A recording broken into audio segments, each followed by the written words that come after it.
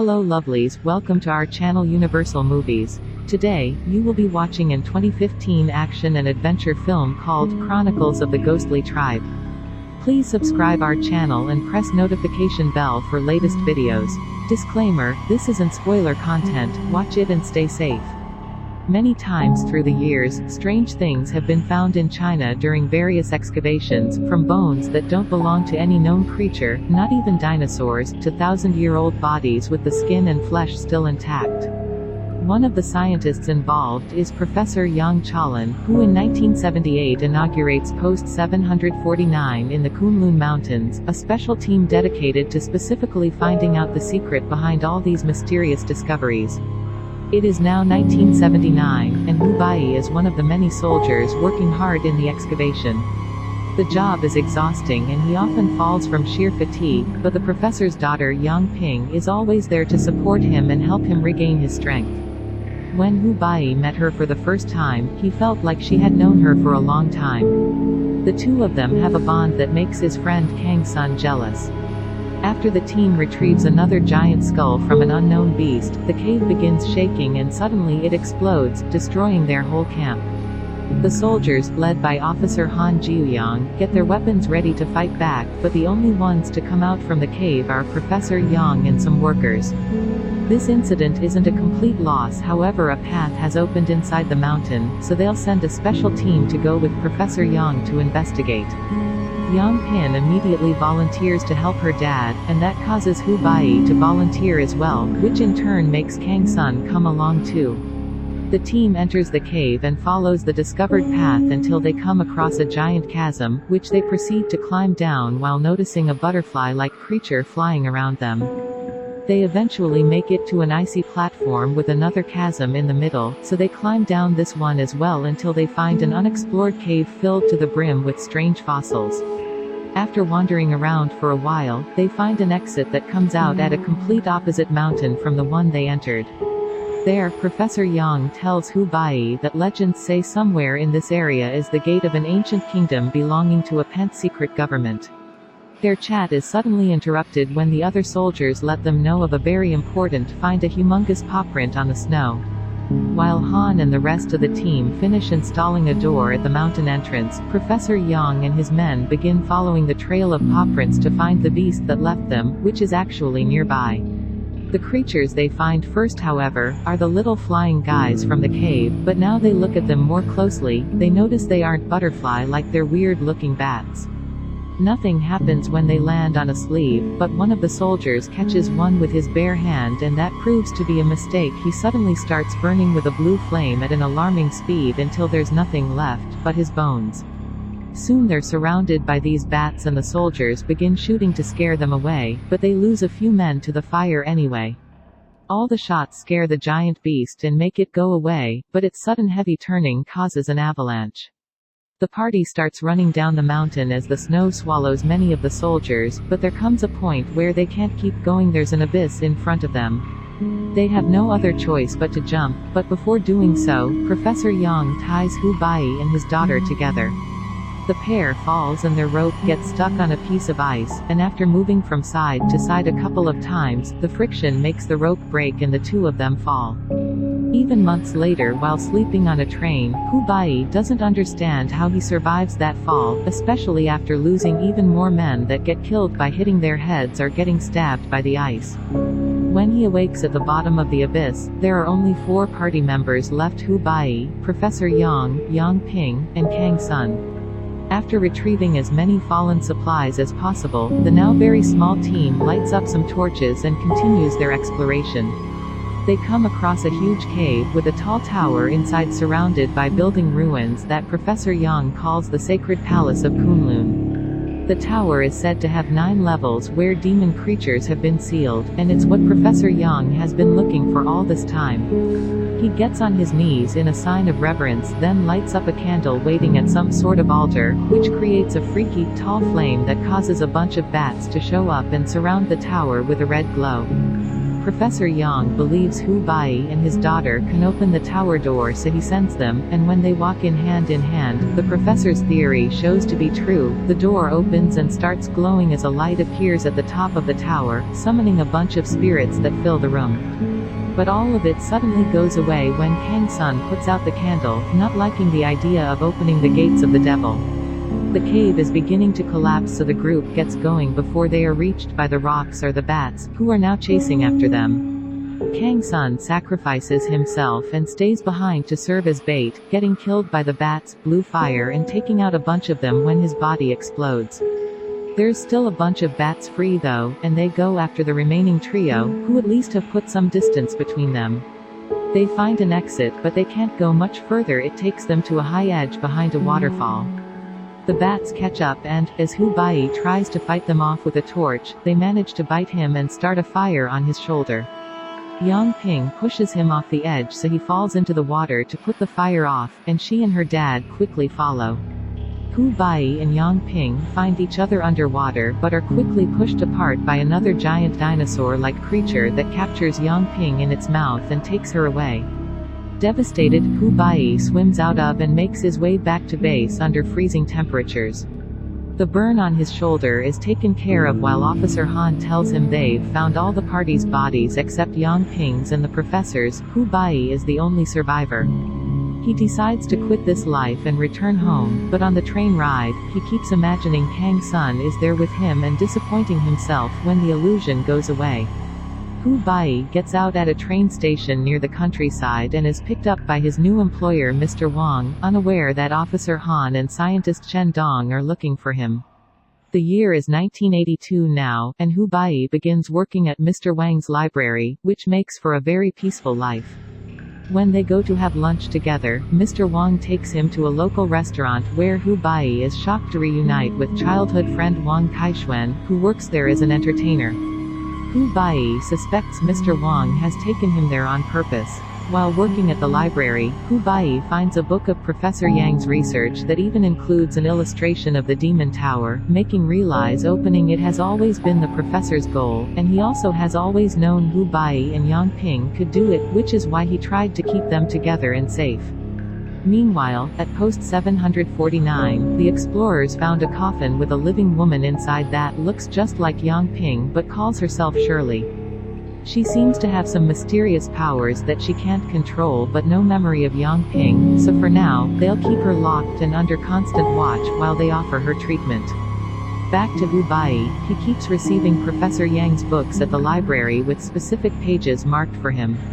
With Wang Qingxiang's support, he becomes obsessed with these legends and spends months studying them, helping him understand the real story behind them. There used to be a humanoid race from the demon's world, whose ancestors came from Saturn. They're the successor of both demon and man, and the tower is their legacy. There were supposed to be guards protecting the tower, but 10,000 years ago, this race disappeared from Earth because humans finally broke out from demons' control.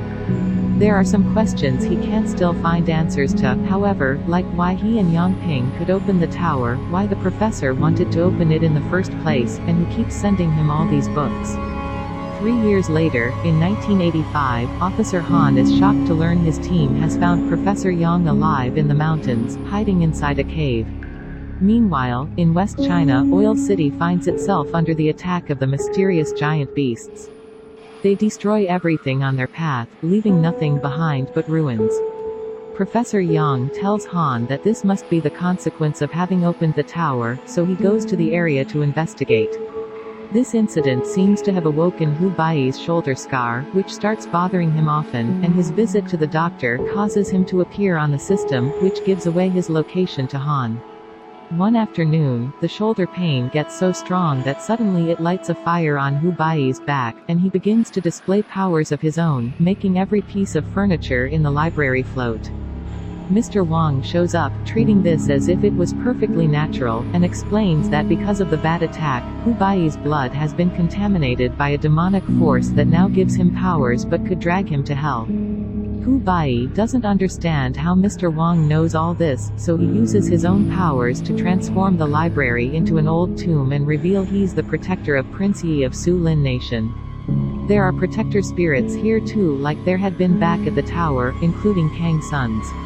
Mr. Want explains that Prince Yi was Hu Baiyi's predecessor and he had been the one to lead mankind against the technologically advanced demon race that had taken over Earth.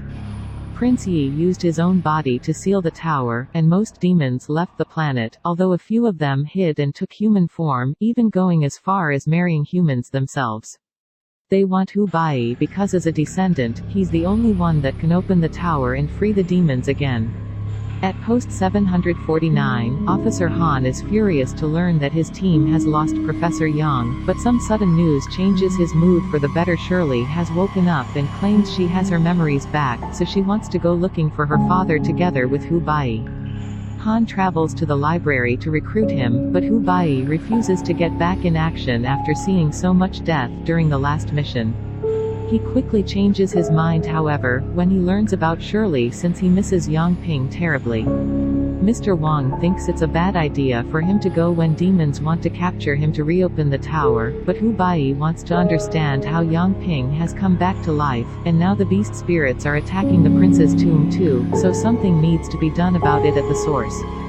Hu Baiyi leaves the library with Wang Qingxiang, who wishes to help.